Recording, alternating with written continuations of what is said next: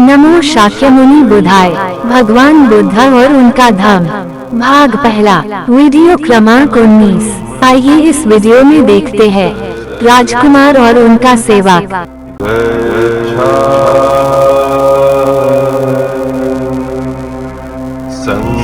छन को भी कंधक के साथ वापस लौट जाना चाहिए था, लेकिन उसने वापस जाना अस्वीकार किया। उसने आग्रह किया कि कंधक को लिए वह कम से कम अनुमा नदी के तट तक अवश्य साथ चलेगा। छन का यह आग्रह इतना अधिक था कि सिद्धार्थ गौतम को उसकी बात माननी पड़ी। अंत में वे अनुमा नदी के तट पर पहुँचे। तब छन को संबोधित करके सिद्धार्थ बोला, मित्र, इस प्रकार यहाँ तक साथ साथ आने से मेरे प्रति तुम्हारा स्नेह प्रमाणित हो गया। तुम्हारी भक्ति ने मेरे हृदय को सबंधा जीत लिया है। तुम्हारा मेरे प्रति जो भाव है उससे मैं बहुत प्रसन्न हूँ। खेद है कि मैं इस समय ऐसी स्थिति में हूँ कि तुम्हारे लिए कुछ कर नहीं सकता। जिससे उपकार की आशा हो उसके प्रति कौन अनुरक्त नहीं होगा, लेकिन विपत्ति के समय आदमी के अपने सगे संबंधी तक पराये बन जाते हैं। परिवार के लिए पुत्र का पालन पोषण किया जाता है। अपने भावी सुख के लिए पुत्र पिता को मानता है। किसी न किसी आशा से ही संसार के लोग बंधे रहते हैं। बिना आशा का निस्वार्थ भाव कहीं नहीं है। केवल एक तुम ही इसके अपवाद हो। इस घोड़े को लो और वापस हो जाओ। राजा के स्नेह में अभी किसी तरह की कमी नहीं आई होगी। उसे किसी न किसी तरह इस डैक को सह लेने में सहायता करनी होगी। उसे कहना कि मैं जो उसे छोड़कर चला आया हूँ वह न किसी स्वर्ग की कामना से, न स्नेह की कमी से और न क्रोध की अधिकता से इस प्रकार घर छोड़कर चले आए मेरे लिए उसे अनुताप नहीं करना चाहिए। संयोग कितना भी दीर्घकालीन हो, एक न एक दिन वियोग में परिणत होता ही है। जब वियोग अनिवार्य ही है तो ये कैसे हो सकता है कि संबंधियों से वियोग न हो। आदमी के मरने पर उसकी संपत्ति के उत्तराधिकारी तो बहुत होते हैं, किंतु उसके पुण्य का उत्तराधिकारी मिलना कठिन है, शायद होता ही नहीं। राजा मेरे पिता की देखभाल रखनी होगी।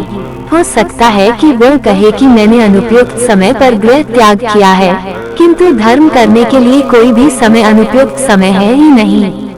मित्र, मेरे पिता को इन और ऐसे ही शब्दों से समझाना, ऐसा प्रयास करना कि उसे मेरी याद भी बनी न रहे। हाँ, मेरी माँ से भी कहना कि मैं उसके स्नेह के अयोग्य सिद्ध हुआ। उसका वात्सल्य वचनातीत था। इन शब्दों को सुना तो छन ने भावावेश से रुंधे कंठ से हाथ जोड़कर कहा, स्वामी, ये देखकर कि आप अपने संबंधियों को वियोग डैक देकर जा रहे हैं, मेरा हृदय ऐसे बैठा जा रहा है जैसे दलदल में फंसा हुआ हाथी।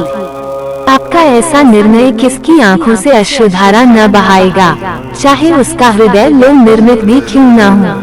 स्नेह सिक्त हृदय का तो कहना ही क्या, कहाँ तो ये प्रासाद में ही रहने योग्य कोमलान, और कहाँ वह तीक्ष्ण कुशाग्रास से ढकी हुई पृथ्वी। हे कुमार, आपका ऐसा निर्णय जानकर मैं अब कपिल वस्तु के लोगों के लिए दायक इस कंधक घोड़े को वापस कैसे ले जा सकता हूँ। निश्चय से आप इस स्नेह सिक्त बुद्ध राजा को ऐसे ही छोड़कर नहीं जाएंगे जैसे कोई नास्तिक सद्धर्म को, और अपनी उस मौसी को जिसने पाल पोस कर इतना बड़ा किया आप उसी तरह नहीं ही भूलेंगे जैसे कोई कृतघ्न अपने उपकारी को भूल जाता है। और अपनी उस भार्या को तो आप छोड़ेंगे ही नहीं, जो गुणवती है, जो श्रेष्ठ कुलोत्पन्न है, जो पतिव्रता है और जो एक बालक की माँ है। और हे धर्म तथा यश की सर्वाधिक चिंता करने वाले, आप यशोधरा के उस पुत्र को तो उसी प्रकार। दोस्तों, हम बाबा साहब डॉक्टर भीमराव अंबेडकर द्वारा लिखित भगवान बुद्ध और उनका धम्म प्रस्तुत करने जा रहे हैं। उम्मीद है कि हमारा ये छोटा सा प्रयास आपको पसंद आएगा। आप यशोधरा के उस पुत्र को तो उसी प्रकार छोड़ेंगे ही नहीं जैसे कोई जुआरी अपने यश छोड़ देता है।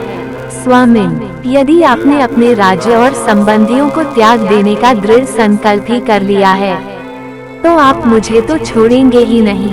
क्योंकि आप ही मेरे शरण स्थान हैं। मैं आपको इस प्रकार जंगल में अकेला छोड़कर इस दग्धा हृदय के साथ नगर को वापस नहीं लौट सकता।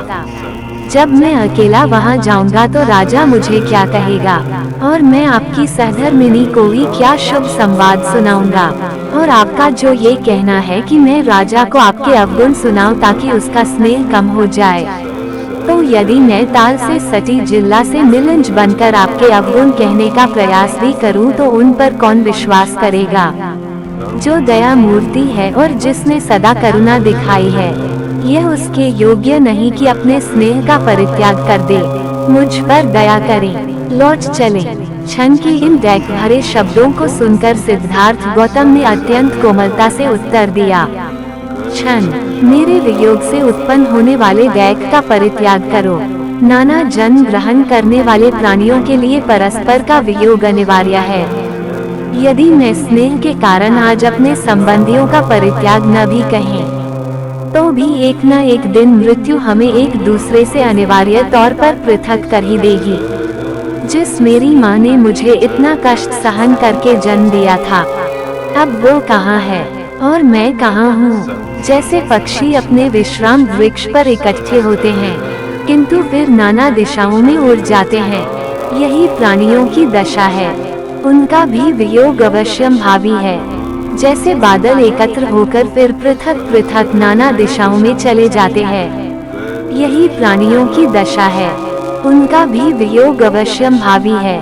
और क्योंकि यह संसार इसी प्रकार परस्पर एक दूसरे की वंचना करता हुआ गतिमान है, इसलिए संयोग के समय किसी भी चीज को अपना समझ बैठना भयावह है, क्योंकि यह ऐसा ही है।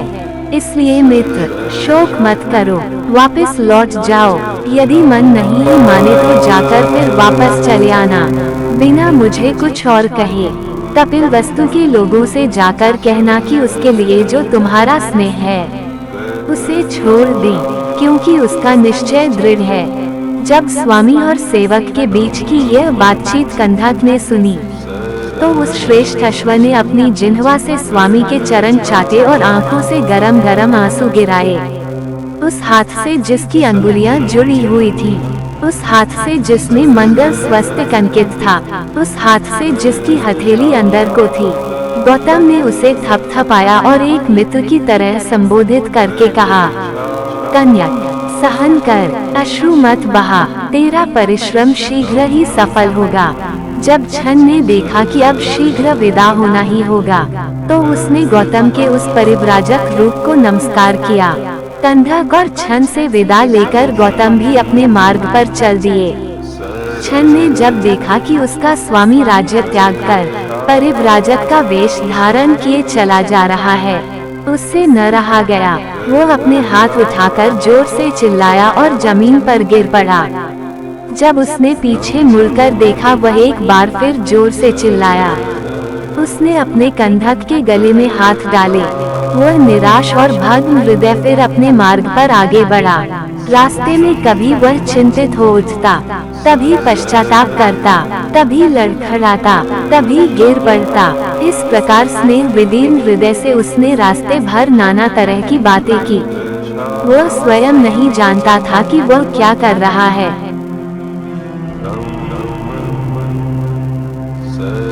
अगले वीडियो में देखेंगे छन की वापसी।